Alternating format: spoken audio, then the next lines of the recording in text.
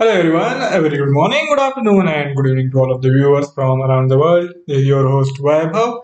In today's session of JForex Indicators Explained, we will be looking at the concept, the properties, the uses of an interesting indicator which can help us in defining the market momentum in a way where we have the knowledge, we have the information regarding the depth of the price moves as well. The name of the indicator is ask and bid volumes. So let us now head to the JForex 4, the newly released trading platform from the Dukascopy Bank SA. This is the chart of the Euro USD drawn on the hourly candlestick time frame. And for finding this indicator, you can apply these two options. You can go to the add indicator option where you will find this indicator listed amongst the volume indicators. Here it is, ask and bid volumes. All right. And if you don't want to go to this much trouble, all you have to do is simply look at the quick search option and type in ask. And here you have it. All right. Now, if you look at this plotting of the ask and bid volumes, you will see there are three color combinations used for drawing this chart, and that is because this is the total of the volume. There are three components to this plotting. We have this largest bar representing the total volume, which is the sum of the ask and bid volume. And then if you look carefully, we have this reddish bar drawn on the inverted scale, and this is where we have the bid volume which is higher than the ask volume. So we go for this negative connotation to define this difference. That means there is a higher selling pressure and less of the buying pressure. So that is why we draw this inference that the market sentiments are in red, are in negative, and that's why this representation is being done in red. And when we have buying momentum, when there are more people asking to buy the security rather than the bidders to sell, we have the difference between this ask and bid on the positive side. So that's where we represent their difference by the green color combination. And to represent the total volume, the sum of ask and bid, as I said earlier also, we get this dark gray bar chart, and that is going to give us the idea of the total market participants. And then after getting the difference, we have this plotting of the green R red bar, which is going to get us the difference between these two contrasting sentiments. One party is trying to buy as much as it can, another party is going to trying to sell as much as it can, and this tussle is ongoing phenomena in the market. This is always the case. So you simply have to look at the depth of the buyers and the sellers, how much buyers are present, how much sellers are there, and who is leading, who is winning the war at the moment. So this indicator gives you the whole idea of the market structure. It gives you the price sentiments, right? If we have the market sentiments where there is too much of the selling pressure, where many market participants want to sell, they are bidding the instrument, underlying instrument. It can be forex pair, it can be a commodity, it can be a index, or it can be a share stock, or any other financial instrument for that matter. So whenever there are bidders, we will have the possibility of the instrument's price going on the downward spiral unless it is being matched by the buyers on the same scale or on the higher scale. If there are more buyers than the sellers, then of course we will have the underlying instrument inching higher. So for doing the comparison to look at the price dynamic and then get the idea of the depth of the market participants, we can use all these three components of the underlying instruments, and we can then draw the inference where to get involved for the trading and where to simply sit on the sidelines. Now let us look at it individually one by one. Let us start with the cumulative volume. So if you are aware of the indicator volume, this is what it is. It simply represents the total turnover, the total ask and bid components, and that's how this whole of this bar is derived. So first thing is that we need the volume to be on the higher side than the average, so you can get a good idea of the market participants. And only when there is higher interest, whether it is on the selling side or whether it is on the buying side, it doesn't really make difference, much of a difference. But all we need is the turnover or the market participant to be on the higher side. So that gives us the idea that this price momentum, whether the underlying instrument is going high or low, is likely to last at least for some more time until the interest of the market participants wane.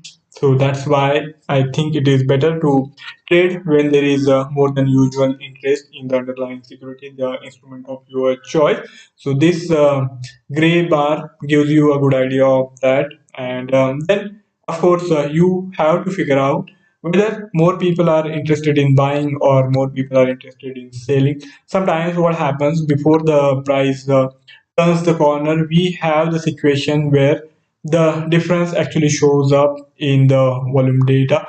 And in this kind of scenarios, as you see the interest of the buyers or the sellers waning, that might be the price point in which you can expect a turnaround. And in that kind of situation, if the turnaround is happening with higher market participation, you can expect that newly developed trend to last for some time at least, and that increases the possibility of you making good amount of money in the event of it continuing in the direction anticipated by you. So for anticipating that direction, you can utilize these plotting, and you can see if the volume is higher and that is also being accompanied by the pressure on your side, whether you are drawing the inference that the market sentiments are bearish or bullish. Irrespective of that, if you getting the multiple confirming factors, multiple confirmations from these indicators output value, you can rely on it much more. And as I said, the probability is going to be a lot higher. So you have to take these output values into consideration, and then using the price points data and this volume data, you can plot it. You can chart your course of the trade, and then define the entry points in such a manner that even in the event of you going wrong, your anticipation going wrong, you can exit the trade with minimum losses. And if you happen to be on the right side of this trade, then in that event you should be making good amount of money. So let us now hit to the editing panel to see what we can do to customize, to tweak this indicator in a way which is going to help us in figuring out the trading opportunity. As this is an indicator which is simply drawn using the actual data points for the current candle, we don't really have the choice of editing its input parameters. We simply have to go by its current current input parameters, and those can't really be changed. So all that is left for us to do is to tinker around with the color combination of the output. Suppose if you aren't really the fan of this current color combination, if you want to change this, then you can of course do that. So all you have to do is opt for the color combination of your choice, and styling combination. Suppose for example, if you are not really happy with the current charting panel, you can change this structure. You can go for the different coloring combinations. And as I see, I think this current pattern, styling pattern, is appropriate, and it is also easy to read. If we change it to say a line structure, then I think it is going to look much more complicated. So I agree with its default combination. Then you can go for the different color combinations, but there is also for the simplicity. So we have up volume when the buying interest is more and the seller interest is less. In that kind of scenario, we have the output value defined in the zone, and when we have selling pressure overpowering the buying pressure, we have those kind of scenario plotted in the reddish manner. So that is for the simplicity. And then the neutral structure is defined in a bluish hue. All right. You can increase or decrease the transparency. So all those options are available to you. And to make it less prominent, the transparency factor has been reduced for the neutral volume. Whereas to keep these things prominent, the upper parameters, upper zone denoting output, and bearish sentiments denoting reddish output. These are made more prominent so that it becomes easier for us to read into the data. And there is also the difficulty of adding levels. I think one level is already in play, which is 0. And if you want to add another level, then you will have to draw the inference using a lot of observations. As this is a unbounded indicator, we can't really define the levels in such a way that those levels are likely to hold all the time. This is a unbounded indicator, and of course, at different point in time, the market participants' interest is going to vary widely, and that makes it very difficult for us to define the levels in a easy manner. If we want to recalculate the new candle, if we want to recalculate the output value of the indicator only on the formation of a new candle, then we have to opt in for this option, else it will keep varying according to the current dynamic nature of the market. So if you want the outputs to stay constant for the current candle, you will have to opt in for this option. And highlight the time period zone, since the indicator is calculated for each candle newly. This is not going to be applicable for the current indicator. Calculate from the custom data. If you want to use this indicator for any instrument of your choice, you can do that as long as it is available on the platform. So you can use it from the chart. Suppose, for example, you want to see the volume data for the FTSE 100. You can easily do that. All you have to do is change the chart to any instrument of your choice, and you will have it. Okay, so this is very simple. This is the S&P 500, and we are seeing increased volume for the S&P compared to earlier in the day. As after the start of the US session, of course, the volume picks up, and that is the case in today's session as well. Now I will revert it back to Euro USD. Okay. Then comes the question of playing around with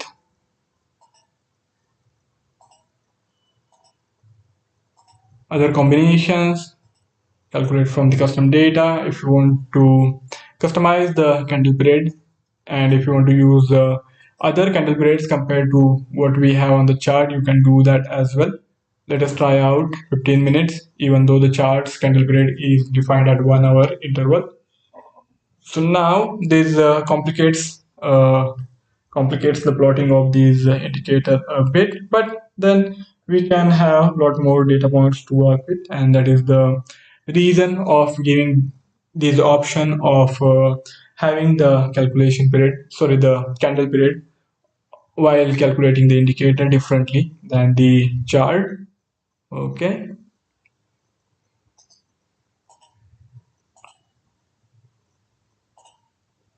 Now I'm going to restore it back.